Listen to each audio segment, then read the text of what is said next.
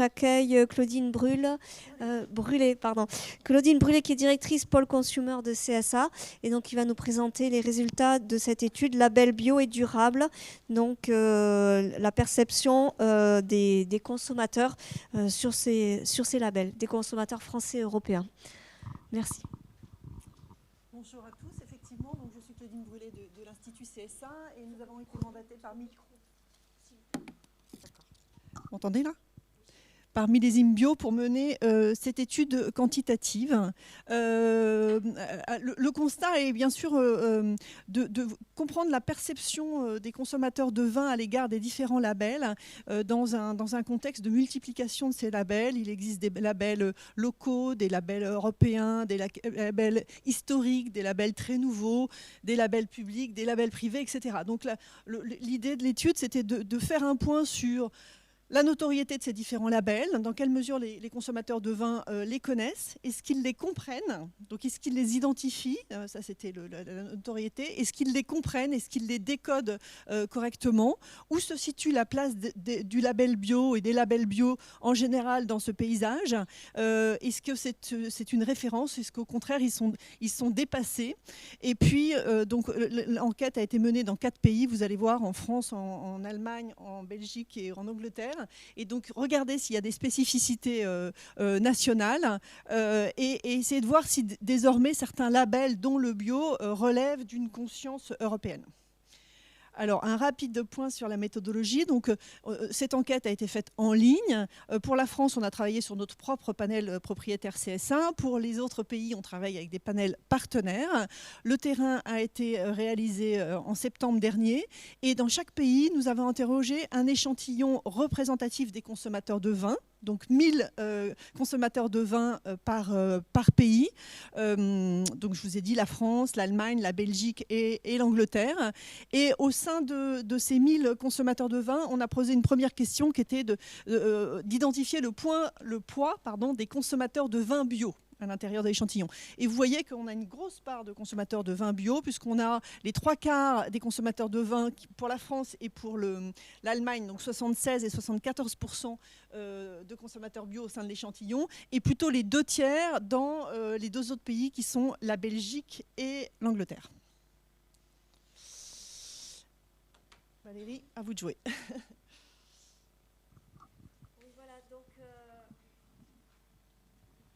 Un petit point sur les labels qui ont été retenus donc, pour cette étude. Donc, l'idée, en fait, c'était de choisir des labels qui avaient une démarche qui était complémentaire à la démarche bio, donc avec des spécificités soit plus restrictives, soit effectivement complémentaires. De parler de labels donc, qui avaient présenté aussi un essor assez important ces dernières années. Et puis, on a distingué des labels nationaux français et puis également internationaux pour voir un peu leur poids dans leur pays. Donc on peut les classer peut-être un peu en 3 grandes catégories. Donc déjà les labels bio. Bon, le label bio européen, l'Eurofeuille relatif à la réglementation européenne, on en a parlé, et le label AB qui est relatif à la même réglementation européenne et qui est le label français. Donc ça, c'était les premiers. On a des labels donc, qui relèvent en fait, d'engagements et de fondamentaux de l'agriculture biologique et pour lesquels la certification bio est un préalable. Et il y en a beaucoup qui en fait existaient historiquement finalement avant la reconnaissance de l'agriculture biologique au niveau national et au niveau européen. Donc on peut citer Nature et Progrès et également Bioland ou Natureland, Ecovin et la Soil Association aussi en Grande-Bretagne et les précédents étant des labels allemands. Voilà. Et ensuite, on a dans cette catégorie-là aussi, on va dire, les labels en biodynamie, où donc effectivement la certification bio est aussi un préalable. Donc, on a Déméter et Biodivin. Et puis, on a des labels dont le préalable est toujours la certification bio-européenne, mais qui sont plutôt sur l'aspect transformation, vinification. Donc, on a la démarche vin sain et puis le label vin méthode nature. Voilà. Donc ensuite, on a des labels qui ne vont pas intégrer la certification bio comme préalable, mais qui vont avoir d'autres démarches environnementales. Donc on a l'agriculture, les démarches raisonnées environnementales, donc comme Terravitis, HVE ou Fairgreen. Et on a des labellisations sur la responsabilité sociétale des entreprises, donc comme RSE engagé, vignerons engagés ou Bicorp à l'international. Et enfin, dans cette catégorie, donc, des labels qui sont aussi plus spécifiques sur la transformation, donc comme le label végan ou le label sans sulfite ajouté. Voilà un petit peu la catégorisation des labels complémentaires qui ont été retenus pour cette étude en label français ou étranger. Merci Valérie, effectivement. Alors, on va commencer. Donc, vous avez compris, tous ces labels-là, tout ce que Valérie vient de vous expliquer, tous ces labels ont été soumis aux interviewés et on va mesurer le niveau de connaissance qu'ils ont de ces labels, d'une part, et le niveau de compréhension du message, est-ce qu'ils savent ce que signifient ces labels. Donc, pour une simplicité de lecture et pour avoir des chiffres un peu grosse masse aussi, il y a une première clé de lecture qui est par regroupement. Donc, les labels que Valérie vient de vous présenter ont été regroupés selon leur typologie. Donc, il y a d'abord les labels bio qui sont les plus nombreux, dont le AB et le label européen. Après, il y a des labels sur l'agriculture raisonnée, des labels qui font appel à des notions de RSE et des labels de biodynamie. Donc on va lire ces regroupements d'abord, puis on rentrera dans certains labels à certains moments. Donc premier enseignement de l'étude, on va regarder d'abord la notoriété. Donc de nouveau, les logos étaient présentés, chacun des logos étant présentés aux interviewés. Et la première question qu'on leur a posée, c'est est-ce qu'ils connaissaient, est-ce qu'ils reconnaissaient ces labels. Donc je vous propose qu'on regarde d'abord cette première colonne, hein, qui est le niveau de notoriété des labels par regroupement. Et là, on est sur la France. Et on fera une comparaison avec les autres pays dans un instant. Donc ce qu'on peut voir d'abord, c'est qu'il y a un très haut niveau de notoriété du regroupement de l'ensemble des labels bio en France, puisqu'il y a plus de 9 consommateurs de vin sur 10 qui nous disent connaître au moins un de ces labels bio. C'est très loin derrière, ça devance assez largement la connaissance des labels de l'agriculture raisonnée, de RSE, où là on a un peu moins d'un consommateur de vin sur 2, 45% et 44%, et la connaissance des labels de biodynamie qui ne sont connus que par 30% des consommateurs de vin. Donc ça, c'est le premier niveau. Si on regarde maintenant dans le détail du top 10, le graphique à droite avec la colonne la plus à droite, on voit bien que ce 96% dont on parlait tout à l'heure, il est constitué d'abord en France du label AB, qui est quand même très très très connu par 95% des consommateurs de vin, puis le label européen à 82%. Après, on voit quand même rentrer dans le ranking du top 10, en troisième position, l'appellation sans sulfite ajouté, ou un peu plus loin, avec un score de 37% de reconnaissance végan ou vegan.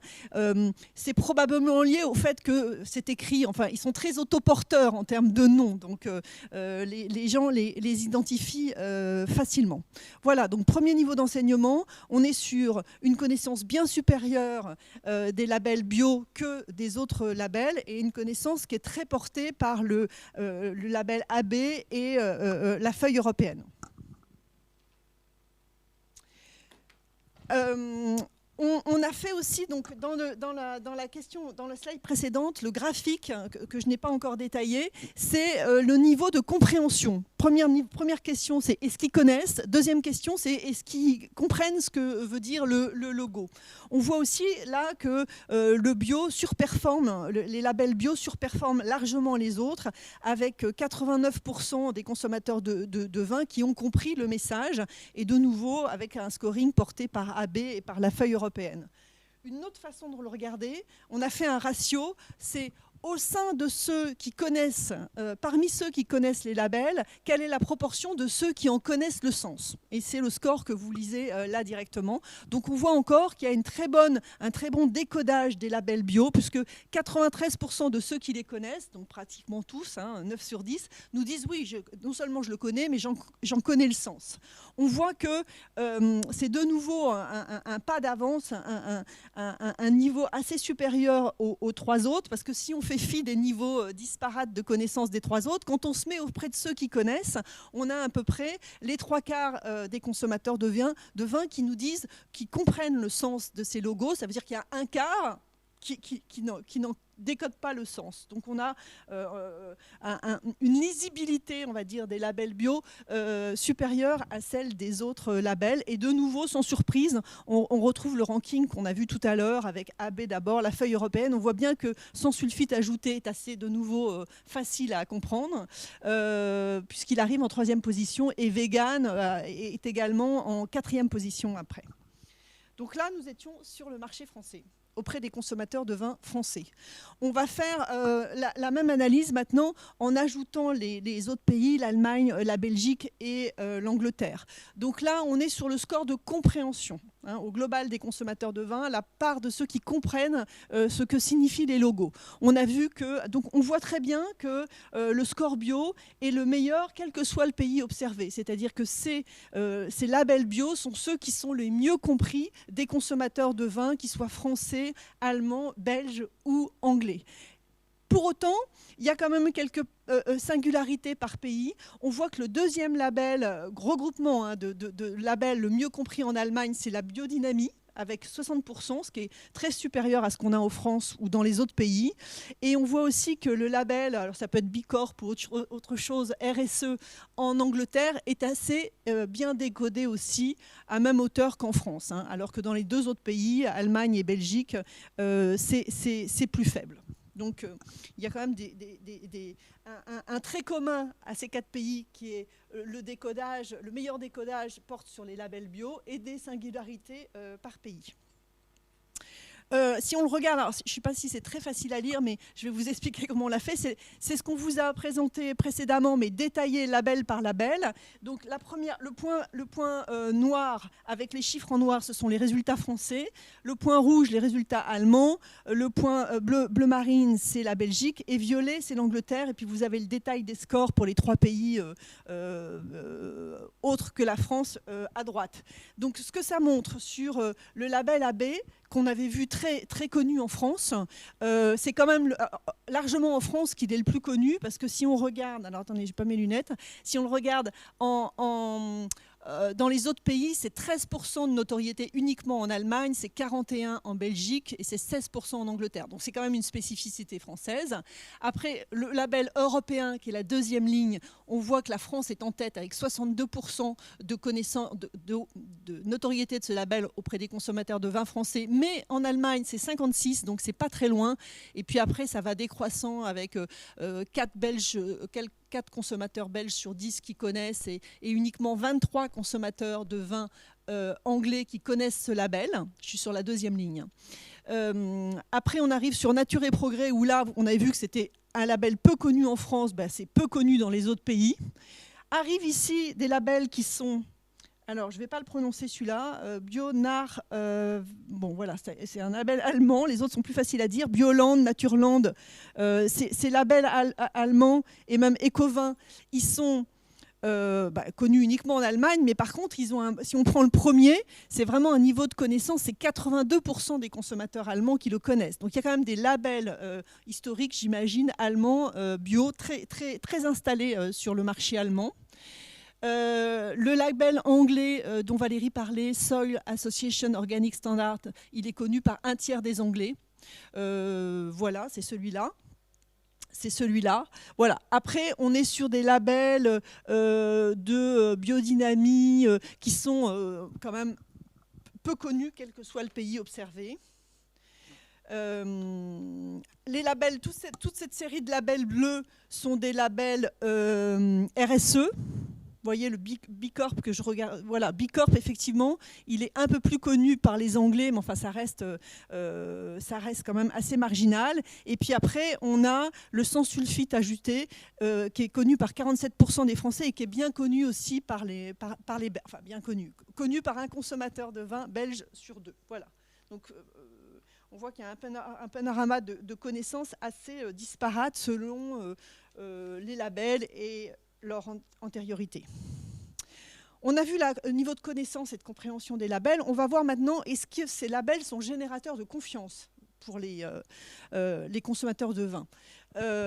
Alors, on va d'abord faire un zoom là sur le label AB. On est à la moyenne des 4 pays européens sur cette slide. On leur a soumis différents attributs, bénéfices, et on leur a demandé par label quels bénéfices ils associaient à chaque label.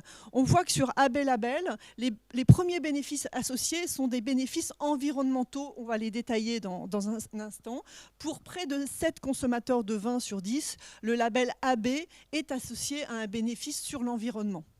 Le deuxième bénéfice qui arrive avec un score de 53%, c'est un bénéfice pour la santé du consommateur. On va voir en quoi. Et le troisième bénéfice, qui est assez proche du deuxième, c'est un bénéfice de qualité et organoleptique, à la fois qualité et goût. Voilà. Alors, on ne va pas détailler là les résultats des autres, parce que là, on s'est focalisé sur 7 labels dans cette partie de l'étude, mais on vous a organisé sur un mapping le positionnement en termes d'image par rapport à ces attributs des différents labels. On retrouve en bas à droite le label AB qui est vraiment très tiré par ses bénéfices, ses atouts environnementaux et de qualité organoleptique. Bon, et on voit que par exemple des labels comme Terra Vitis ou Nature et Progrès, eux, on ne les associe pas facilement ou naturellement à ces bénéfices environnementaux ou de santé. Voilà. Et puis après, il y a certains labels dont on a parlé tout à l'heure, vin méthode nature, vignerons engagés, etc., qui sont plutôt sur un bénéfice de santé et moins sur des bénéfices environnementaux. Alors, on vous a listé là certains des bénéfices avec le détail des 7 labels qu'on a testés dans ce stade de l'étude. Je vous donne une grille de lecture. En fait, quand les scores sont en vert, c'est qu'ils sont supérieurs à la moyenne des scores obtenus par les 7 labels.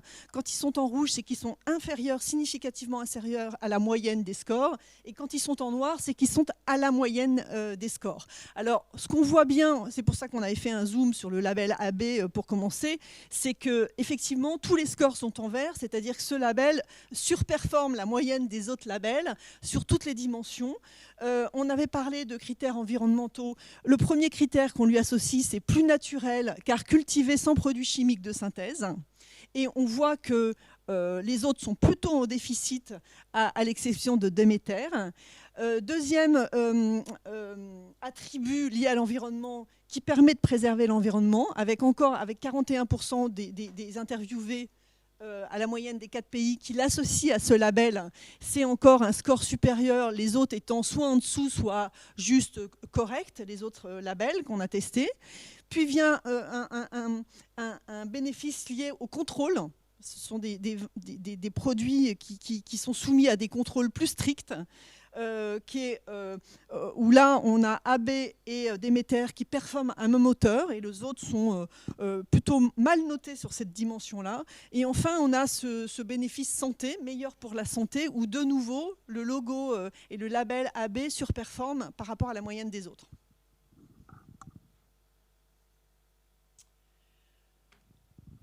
On a ensuite posé une question sur le prix. Est-ce qu'un vin labellisé bio justifie-t-il d'être plus cher qu'un vin non labellisé bio? Et on voit qu'on a une majorité de consommateurs de vin. De nouveau, on est à la moyenne des 4 pays. Là. On a une majorité, c'est-à-dire précisément 61% des répondants qui estiment qu'il est justifié qu'un vin labellisé coûte plus cher qu'un vin non labellisé. Voilà. Alors, ils sont une minorité d'entre eux, 12%, à trouver ça tout à fait justifié, mais ils se positionnent plutôt sur le plutôt justifié. Mais en tout cas, voilà, il semblerait qu'il y ait une compréhension du prix plus élevé de ces vins bio, labellisés bio versus les autres vins. Et puis, on s'est posé la question de savoir si c'était un gage de confiance pour eux. Est-ce que ça renforce la confiance quand ils voient ce label là, on est sur le regroupement des labels bio. Et toujours à la moyenne, enfin, on a le détail par pays. Et oui, on voit que ces labels bio sont un vrai gage de confiance pour les consommateurs. Ils sont les 3/4, on va dire, entre 7 ou 6 consommateurs sur 10 selon les pays, à nous dire oui, ça renforce la confiance que j'ai dans le produit quand ils voient un label bio. Alors ça, c'est une bonne nouvelle. Ceci étant dit, on a posé la même question pour les autres labels, dont les labels de biodynamie, de sans sulfite ajouté ou vin méthode nature, et on s'aperçoit qu'ils sont aussi des gages de confiance. Donc peut-être que on s'est dit le bio c'est le nouveau normal. Voilà. Donc c'est comme un acquis maintenant pour le consommateur. Et il déploie cette confiance. Enfin, il confie cette confiance également sur d'autres labels qui sont soit bio plus un engagement supérieur, soit pas forcément bio. C'est le cas du sans sulfite ajouté. Et ça, c'est un enseignement assez transversal d'un pays à l'autre. Donc, pour résumer, on a vu qu'il y avait une surperformance, on va dire, des labels bio sur les autres labels que nous avons testés. Ça se joue en termes de notoriété, ils sont nettement plus connus. Hein. Vous vous souvenez, en gage de confiance aussi, ça génère de la confiance. Ils se démarquent sur les critères environnementaux, puisqu'on y associe plus de critères environnementaux qu'à d'autres types de labels.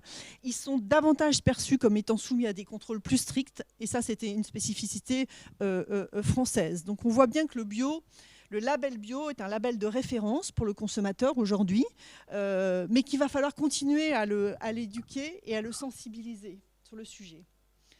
Alors, on a posé à l'ensemble des consommateurs de vin, on leur a dit, mais quelles pourraient être les autres démarches qui pourraient concourir à renforcer la confiance et qui pourraient être entreprises par la filière de vin bio. Et vous avez les résultats à la moyenne dans le graphique, puis les spécificités par pays à droite. Alors, on va dire que les 4 premières dimensions arrivent pratiquement ex aequo, et c'est intéressant de voir sur quoi elles portent. Il y a une attente sur la réduction des emballages et le fait que les emballages soient des emballages éco-conçus. En particulier en Allemagne. C'est l'attente numéro 1 en Allemagne, mais globalement, ça arrive en haut du ranking pour la moyenne des 4 pays. La deuxième attente, c'est l'utilisation durable des ressources naturelles. C'est la deuxième des attentes pour la France et pour l'Allemagne. Arrive aussi la production de vin sans sulfite ajouté, qui est une attente, c'est la première attente en Belgique et c'est la 3e dans le ranking en France. Et puis, un commerce équitable, qui est un levier fort pour les Anglais, et en 2e position pour la Belgique. Bon, arrivent après d'autres attentes qui sont importantes aussi, mais quand même un peu moins citées, sur la préservation de la biodiversité, la réduction de l'empreinte carbone, les circuits courts. En France, vous avez vu que c'est le premier levier, les circuits courts. La première attente qui vient devant celle déjà mentionnée. Les autres sont plus marginales. Donc ça, cette question a été posée à tous les consommateurs de vin, quel que soit. Et puis, pour finir, on a fait un zoom sur les consommateurs de vin bio. Et on leur a demandé, en plus du bio, que recherchez-vous? Et on voit que la première motivation qui vient s'additionner à la dimension bio, c'est le sans sulfite ajouté. On est toujours à la moyenne des 4 pays. On n'a pas mis de spécificité, ça doit être assez homogène d'un pays à l'autre. Le commerce équitable vient en 2e dimension avec le local et les circuits courts. Mais la dimension, s'il fallait en mémoriser une, c'est cette notion de sans sulfite ajouté. Voilà pour les grandes lignes de cette étude. Je vous remercie beaucoup. Merci Claudine pour cette présentation de cette étude.